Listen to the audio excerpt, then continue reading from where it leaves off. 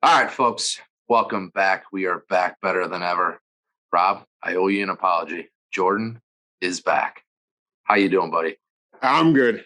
I'm good. It was I don't know if he's fully back, but he did he's back. Just the putting, man. I loved his quote about how he won a tournament without a putter too, but man, that was I don't know if you watched it at all or whatever you got to see yesterday. I mean, obviously you probably saw the putt Saturday night, right? To finish his round. Yeah, I saw that.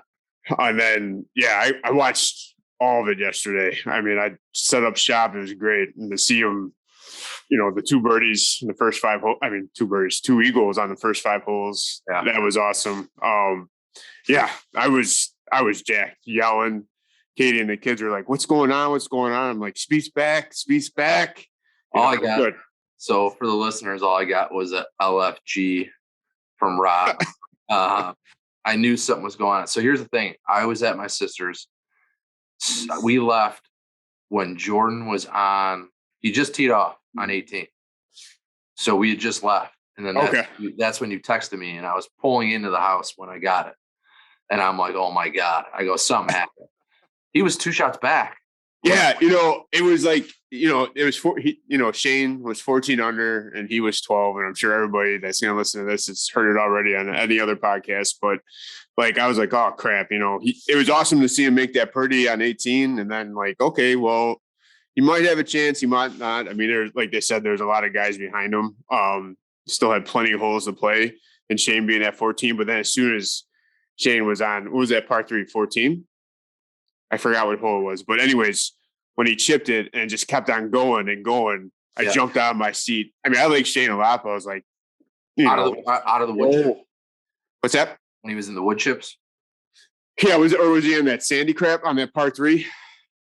That they were talking about how, most of the guys, were putting it and then he decided to chip it, which he's got an awesome short game to begin with, but he must have just, caught it hot, hit that down slope on the green and just kept on rolling into the water, Yeah. So I had no idea what happened. I come in, I literally ran in, flipped it on, saw the playoff hole, couldn't believe after Jordan went in the sand, came up short, Cantlay decided to stick with a 9. And I'm like, even when they were talking about it. Right. And it was like inevitable that he was going to come up short. I loved that it was Jordan and Cantlay. Well, the crazy part was, like, I'm sitting there watching it. Cantlay is on 18, right? Well, he made that birdie putt on 17. I'm like, oh, shit, Cantlay's got this, right? Because he birdied 18 all 3 days. Yeah. And then, he sticks it, somewhat close on 18. And I'm like, oh, crap, he's making it. I'm like, it's over.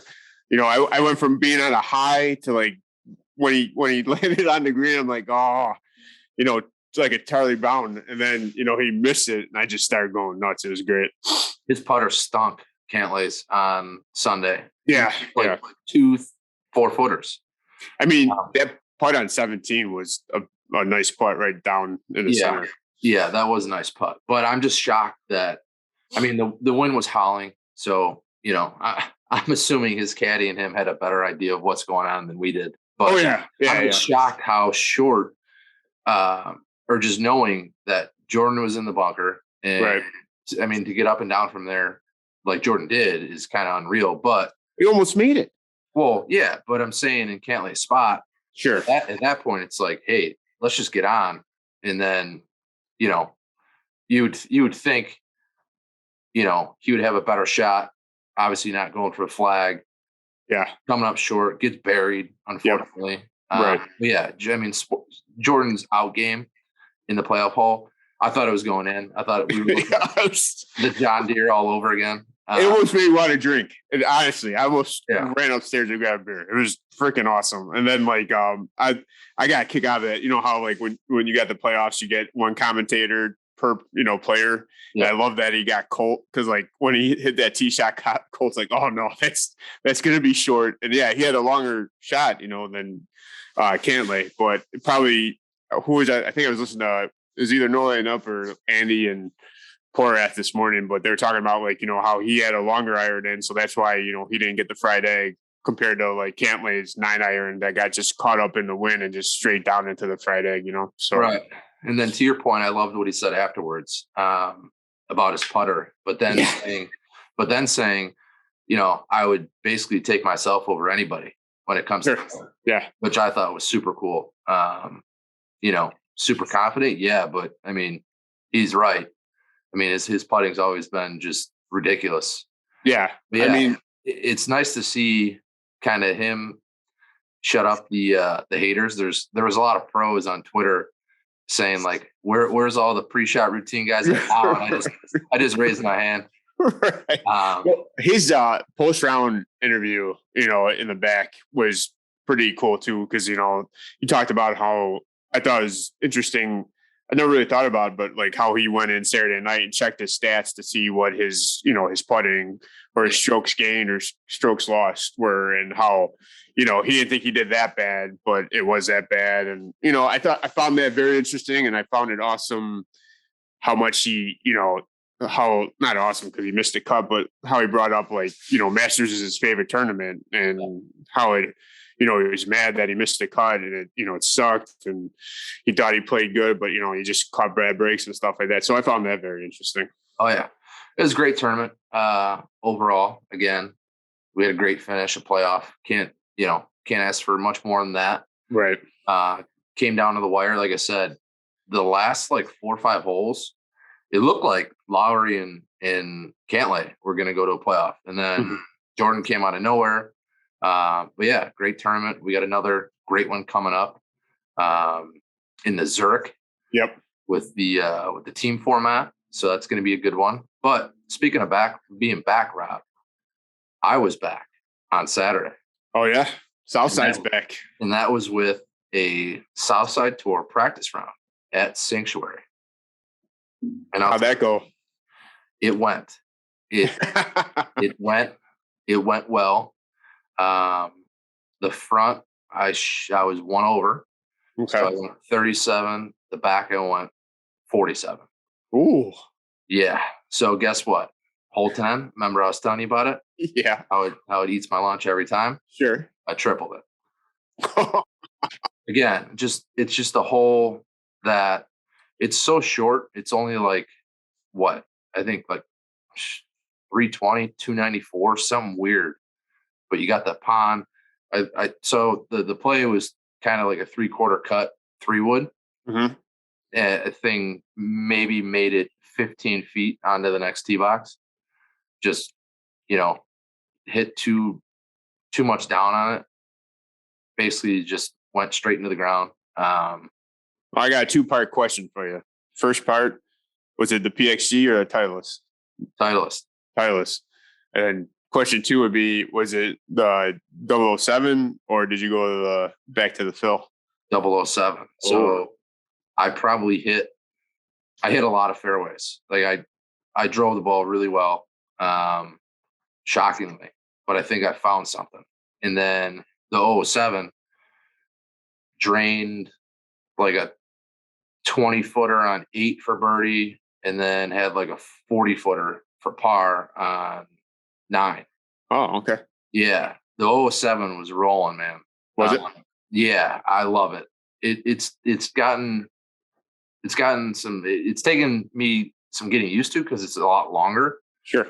So I had to figure that out, how much to bend over, because I was always like crouching over like a little kid playing putt-putt. Sure. Now it's just different being kind of standing up straight. But anyhow, yeah, Sanctuary went well. The back, I fell apart. And then by like the 13th hole, we were probably playing in a 3-club wind. I remember hitting 7-iron into like 114. So actually more than that, more than 3. Oh yeah. Yeah, it was bad. How'd you do on 5? The Rooster hole. Rooster hole? Rooster hole. Rooster hole, I bogeyed. I actually meant to send you a video of the Rooster hole. There was like 40 roosters going ham. Rooster hole, because it was practice round, I pulled 3-wood. I was fairway like 248, 252, something like that. Pulled 3-wood. smoked a tree on the left side, just overcooked it. And then I had to drop, chipped up, and then 2-putted. So yeah, made a bogey there. You see any Overall, of our guys out there though? I saw some guys post, so some guys had to be out there. Yeah, there was a ton of guys out there actually. There was I believe I saw like 4 groups. That's awesome. Yeah, it was super cool to see guys out there. It was freezing out. I mean, we teed off. It was maybe 38 degrees, and it was super windy. Kind of warmed up towards the back, not so much. But then then it got super windy on the back. Like there was no kind of shelter. But yeah, tons of guys out there. Super cool to see those guys. But yeah, the course itself was for like mid-April. It's in great shape. And I was talking to Bob, the GM over there, compared to last year and compared to like right now. So he told me at this point last year, they probably had like 20 cuts in. Mm-hmm. He said they literally have like 7 cuts in right now. They haven't really been able to cut it because of how wet it was. But the course, like I said, for mid-April was in pretty good shape, I thought. That was the fescue on the outside. They got rid of a bunch of like the longer shit, but the fescue that was there wasn't much of it, and it was dead. But fescue didn't really come into play a whole lot. Like I said, they removed a ton of it. But course was still playing, pretty tough in the wind. It was very, very gettable. Just, is what it is. I hope to get my redemption on Saturday for the official round. I mean, it's supposed to be what, in the 80s, 70s? Yeah. It's going to be a good weekend. Yeah. Tee off early. We'll see a bunch of guys out there again. The tee sheet's pretty full. Yeah, it's full. But yeah, it was a good time. So that was the opening practice round. Moving on. Know what else is back is the West Side Tour and the North Side Tour this weekend that round. Yeah, we're starting it up. Have you been scouting Randall Oaks? I've been on the Golf Logics app. I've been on their website. I've been doing some aerial views. So I'm getting excited. Did the old go through the bag again just to make sure it's ready to go. Yeah. So Randall Oaks, I've never played it. The info that I've gotten back from other guys is that it's pretty open for a Parkland style course. There are lots of trees, but the layout is pretty open. Typically it plays fast and firm. I'm assuming that's not going to be the case during our event because it's still cold out. It's still pretty wet. I heard it is in always really good shape. And then some, I don't know who's saying this, but some are saying maybe the toughest greens in the northwest suburbs besides like McRae and Blackstone. So you might. I mean, their website has a hole by hole. It's pretty sweet. Not many sites have it. I mean, it's all obviously renderings, but to me, it looks pretty a little bit open and some water, but some good amount of dog legs. But looks pretty fun, to be honest with you. Yeah, I mean, speaking of, so I was going to say you might have a little test on your hands with those greens. Speaking of greens, if any of you guys want to know about the greens that we play during the year, you could check that out using the Putt View books that we have on our website. They're a partner of ours this year. You get a nice little discount. They have all of our courses laid out, so you can pick whatever course you want and get a book for that course, and that's Putt View books.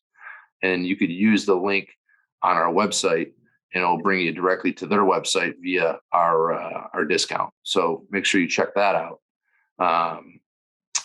Pine Meadow is another one, the Northside Tour opener. Yeah, Pine Meadow I have played.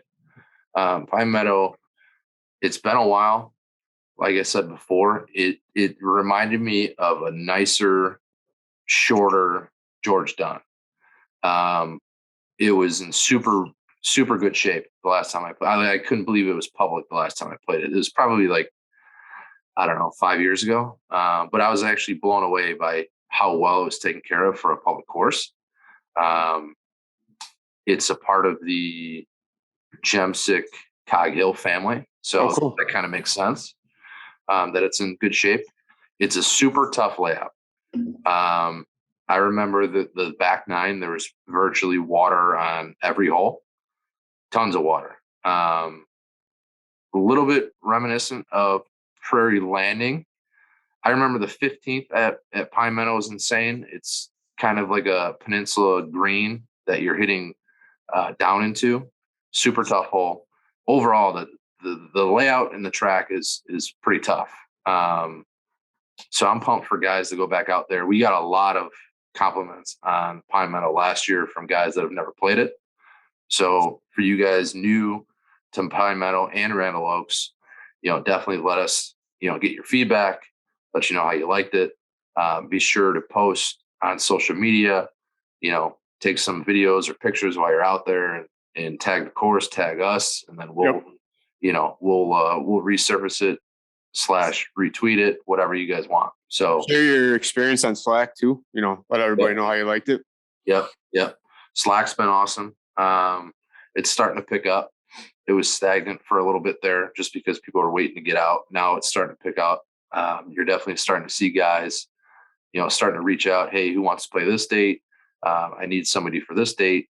As Rob mentioned before, the tee sheets are stacked. Those are filling up pretty quick. We discussed earlier.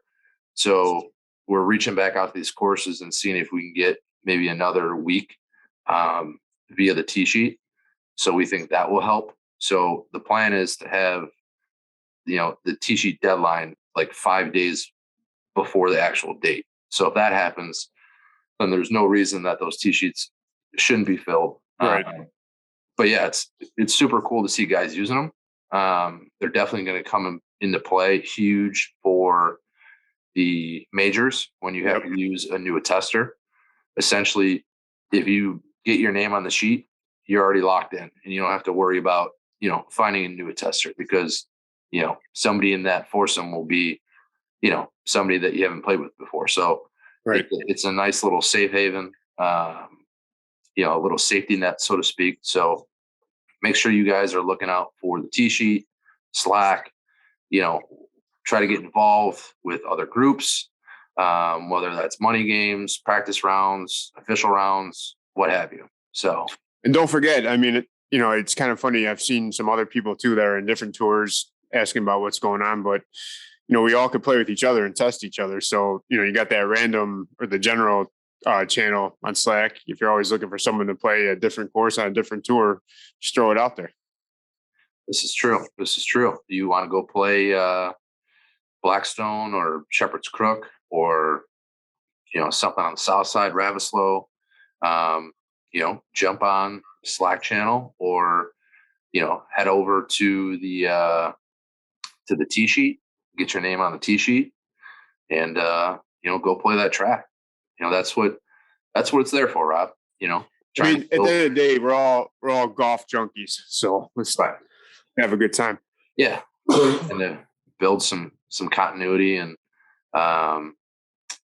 some relationships and build a large network of amateur golfers that just like to get out and play. So there you go. Speaking of the Zurich, Rob, who do you like?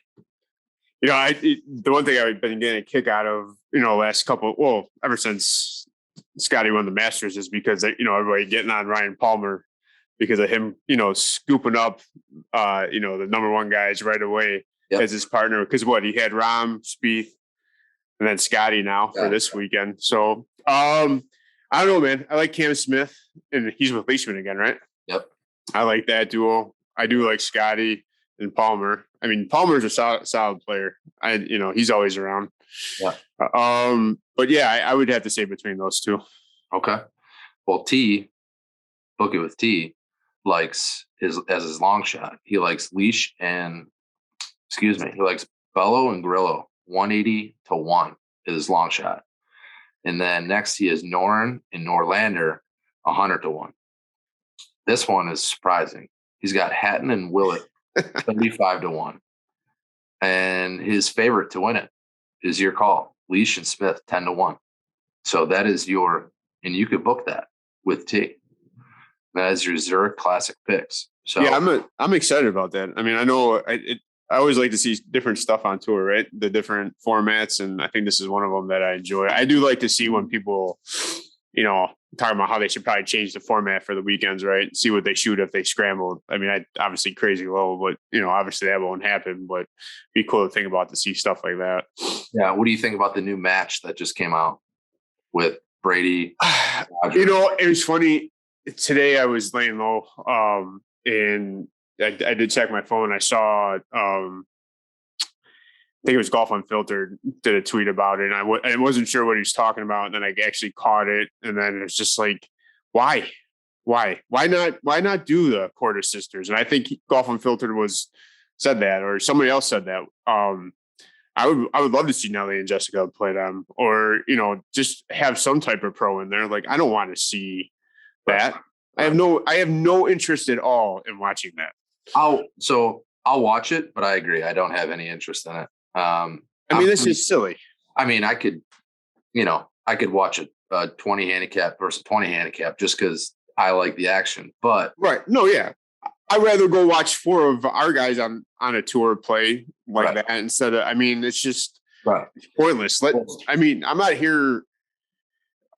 Listen, I love the LPGA, and I would love to see them incorporated because I guarantee they would get their ass kicked by the sisters easily, or give me Danielle King in there. I mean, she would be awesome because I'm sure she'd talk shit. She wouldn't take anything, I mean, stuff like that. I just don't agree. By those.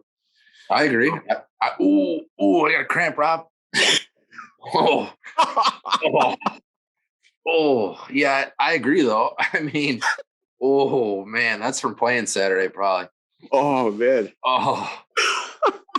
I agree though. I would love to see the Quarter Sisters out there, or Daniel King, or anybody really. I mean, yeah, but I mean, put those guys on like the NFL Network if they want to do that shit. Like, I don't want to see the weirdo Aaron Rodgers play anymore. I'm good on that. I mean, I don't like Brady. No, I'm good. He already did it. It's just. Well, speaking of too, we are still looking for our first match. Oh yeah, good call. Too. Good call. So, if anybody out there has, a buddy. Well, I think, are you breaking it down for newbies? I think we need to start from scratch on that for the guys that don't really know what's the deal with it. Okay. So a couple years back, actually, right when COVID hit, we decided, hey, everybody's at home. Why not start the CGT, the match? So basically it's 2 guys going out. Typically it's a foursome because we'll need, it's just easier with a cameraman. Yep. So if you get a foursome, that way you guys could play a money game. And then that way the 2 other guys could kind of switch off taking, video. But if you want to challenge a buddy or 2 buddies or whatever to a match, we'll broadcast it live on our IG. Technically it's not live. It just goes into the story so that we could kind of edit what gets put up. And it's not necessarily live. Right. But it's awesome. So when it took off, we got a ton of DMs saying this is awesome because everybody was at home and they had nothing to do, and people were watching these matches. So it took off and we continued on with it, and it will be back in 2022. So we're looking for our first match. If you want to play, shoot us an email, a DM with who you want to play against. And then we'll put it up on our IG and we'll schedule everything out. We'll get you guys locked into our, partner IG account. And then that way you guys could do video. So keep that in mind. But Rob, are you ready for the top 3? I'm ready for the top 3. I want to know your top 3 goals for the 2020 CGT season. My top 3 goals. Number 3, I'm going to commit to these clubs. I'm committing to these clubs. I'm staying. That should be your number 1. No. That's number 3. I'm committing to these clubs. I'm staying with the set I have. I like them. I'm actually changing the grips this week to get a little better feel on them. But that's my main goal, is to stick with these clubs, not tinker anything before event 1, just when I'm done regripping them this week, that's what it is for the season. Are you maybe going to commit to a practice swing? Am I going to commit to a practice swing? I don't know. I think we'll have to work on that one. I'll see how that goes. So 3 is committing to not tinkering with my clubs, just staying the whole season with them. Hopefully the next 2 or 3 seasons. I don't know. Those 659s look pretty sweet, but that's a whole different story. They do look sweet, but yeah. About 3 new sets in the last 2 years. That's too true. My second goal is to practice more, right? I want to, pre-COVID, working right across the street from Oak Brook Golf Club. I did their summer, not their package, but they had this key fob deal. It was great. Did pretty much 3 or 4 days during the week for lunch and practiced. They have an awesome driving range, chipping and putting. Yeah. But now working from home for a majority of the week, I think I'm gonna either Bolingbrook's a little bit further, but they got a driving range over here. Not to give a plug, but Ziegfeld Troy, they got like this. I think it's called a Big Hitters package. So they do a driving range package. So I think that's my number 2 goal, is to get back to somewhat that, whether it be 2 times a week, 3 times a week. Get Ella involved, my daughter, and just have a good time and get back to working on my swing.